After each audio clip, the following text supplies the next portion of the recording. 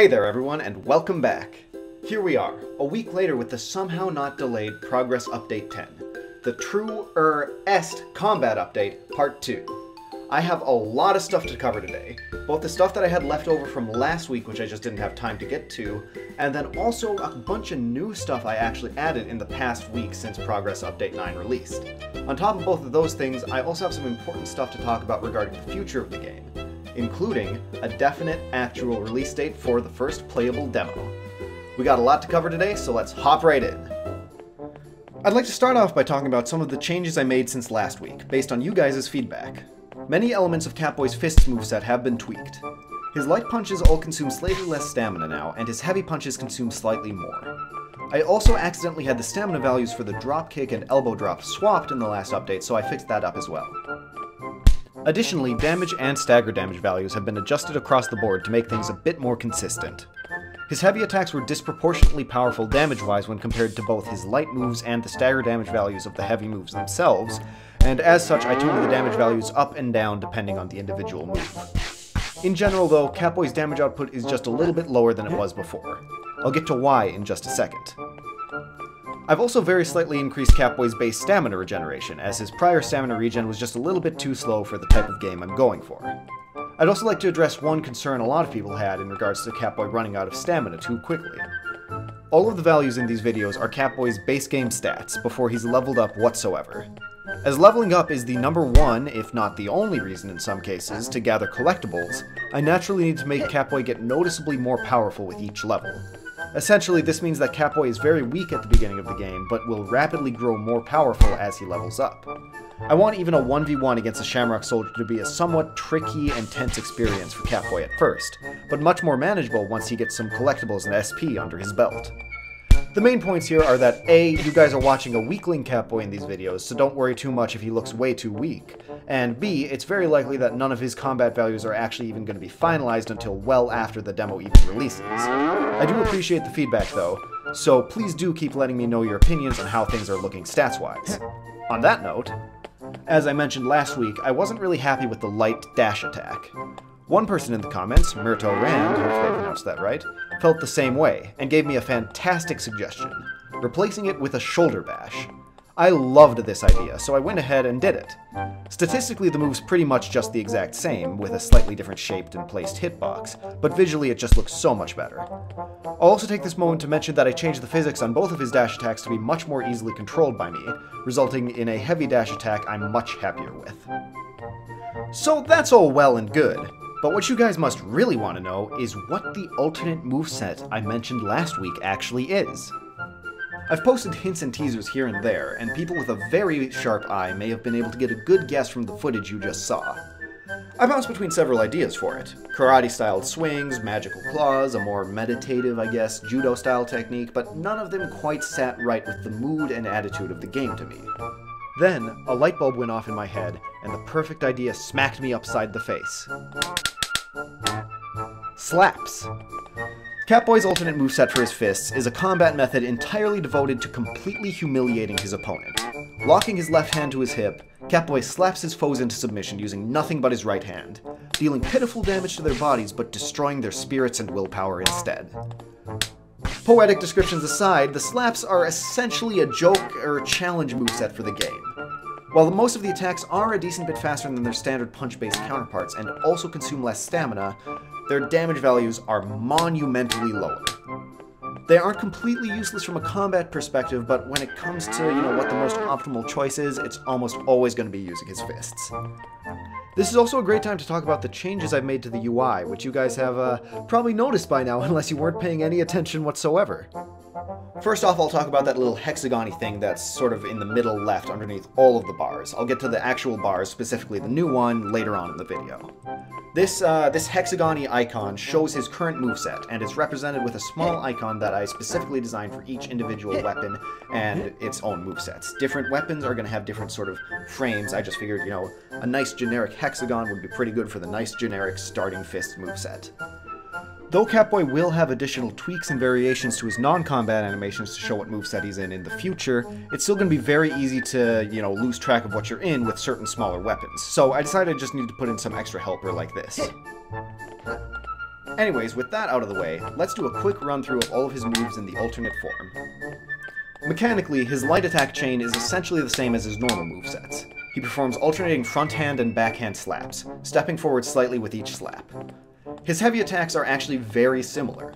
Unlike the standard moveset, he only has 2 attacks in the heavy slap combo, and they're both essentially just stronger versions of his corresponding light attacks. However, this lets him blend in with blend the heavy attacks and the light attacks together in combos much more easily. Moving on to the light and heavy dash attacks, they're also fairly simplistic. Capboy's light dash attack is a quick front-handed slap with some extra weight behind it, while his heavy dash attack is a slightly slower backhand. Like with last week's dash attacks, I'm not entirely satisfied with these animations and moves, so if you guys have any suggestions, let me know right down below. Just keep in mind that every move in this moveset can only use Capboy's right hand, which obviously limits options a little bit.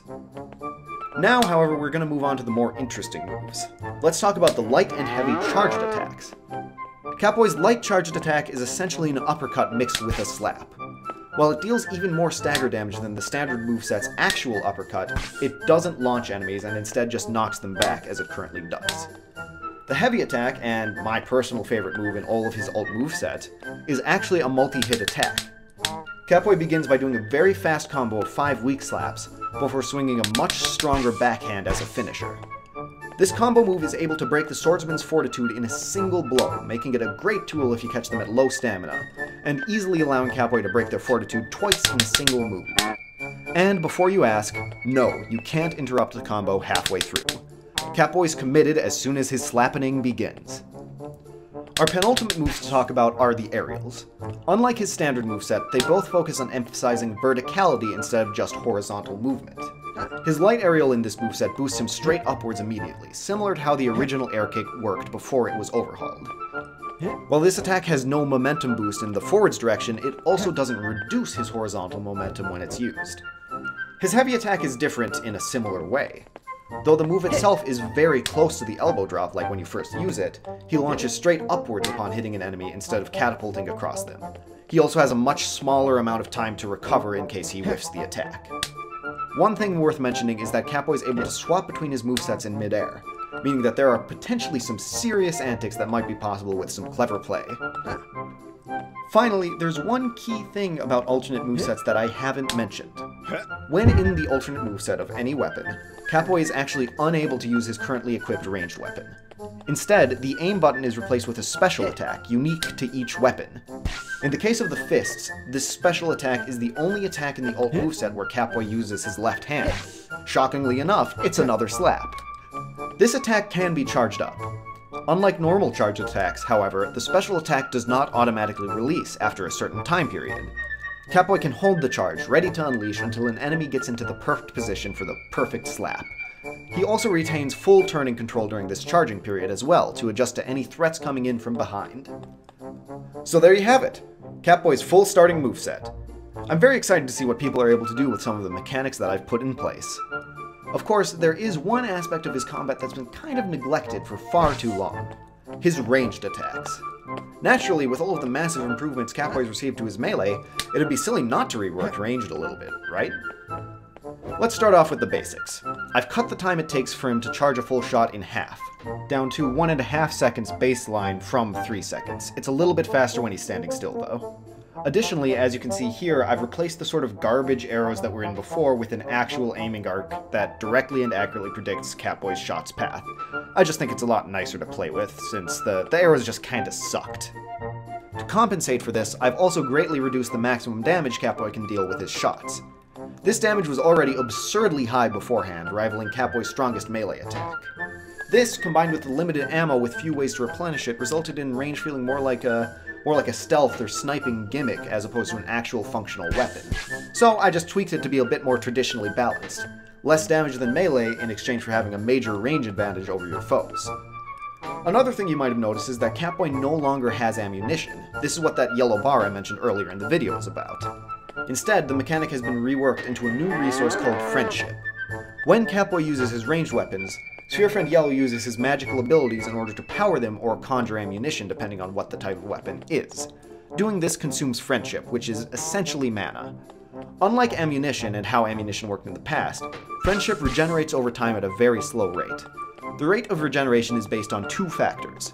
A, how long it's been since Capboy last used friendship for whatever reason, whether it's, an attack or some other move that uses friendship, which I'll get to in just a second, and also how full his friendship bar is. The less time it's been and the lower his current friendship is, the slower it regenerates, and vice versa. For those who have played Terraria, its mana uses a kinda similar mechanic. This discourages spammy tactics while also letting ranged be a more dynamic tool that Capboy can use without being afraid of, running out of ammunition for a tough fight, since he can always get it back as long as he's out of combat.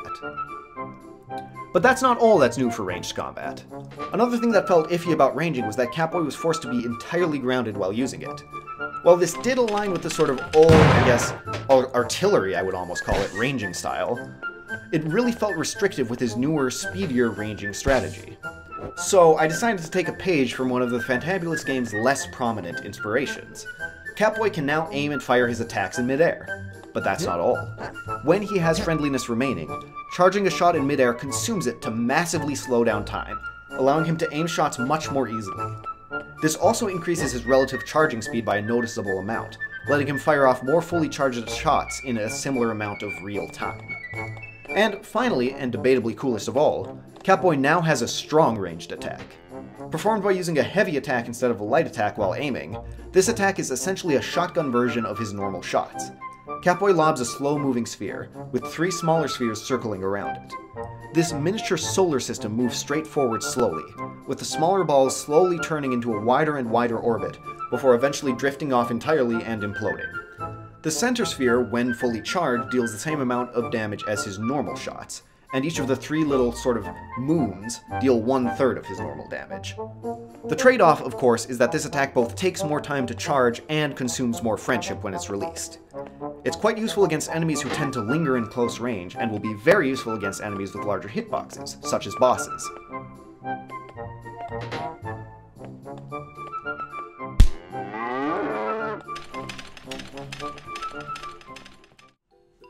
So that's pretty much it for all of the new gameplay stuff. Capboy's side of the combat overhaul is pretty much 100% complete now. I've still got some, little tweaks here and there that I have to do, but once I'm done with those, I'm going to be moving on to the Shamrock AI and improving that and giving them their own combat overhaul. But that's information for Progress Update 11. Right now, I'm going to talk about what you guys all want to hear, the plans for the future of the game.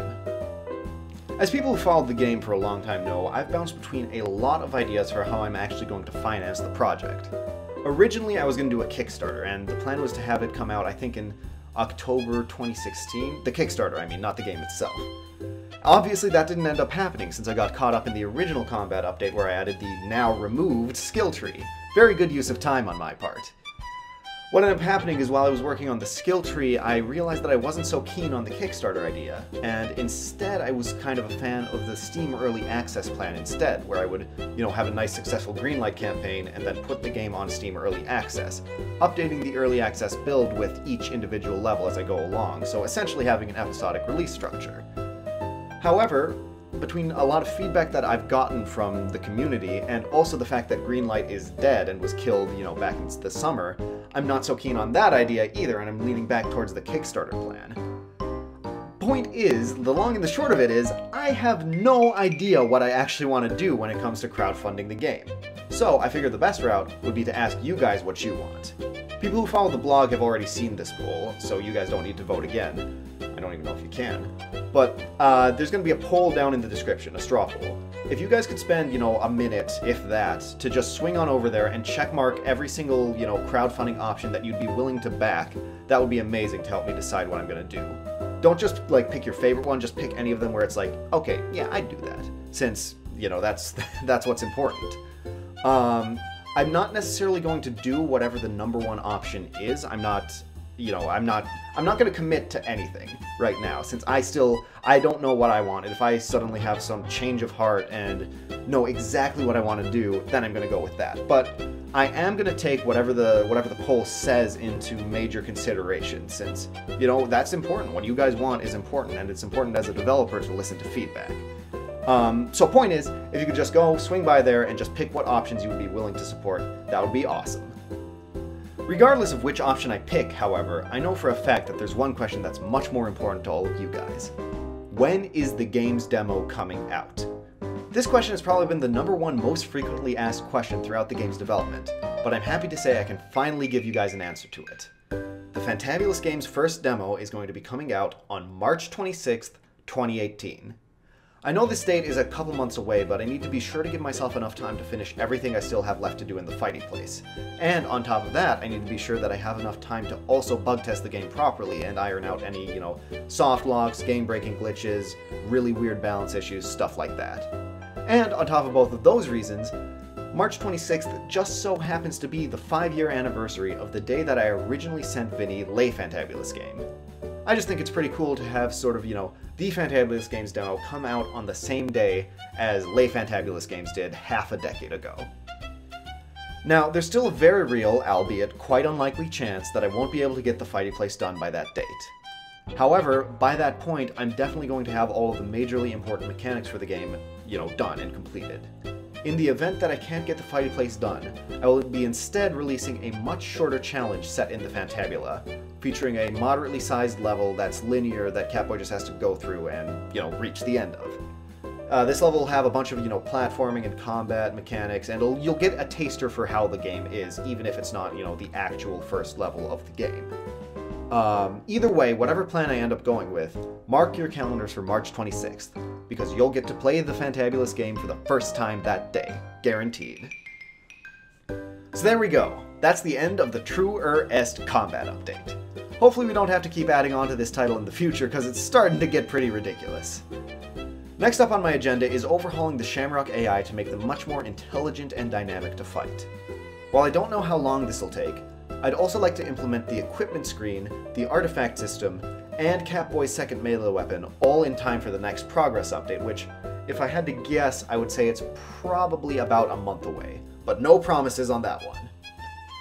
As always, you can check out the description to see all the links to the Discord, the blog, the Twitter, and all that fun stuff to keep up with all of the sneak peeks I post along the way. Or, if you just want to get the whole boatload of information all at once, you can subscribe to the YouTube channel and get the next progress update as soon as it comes out. Or, if you want, and this would be my recommendation, you should do both. Thanks for watching, you guys, and I'll catch you all next time. Adios!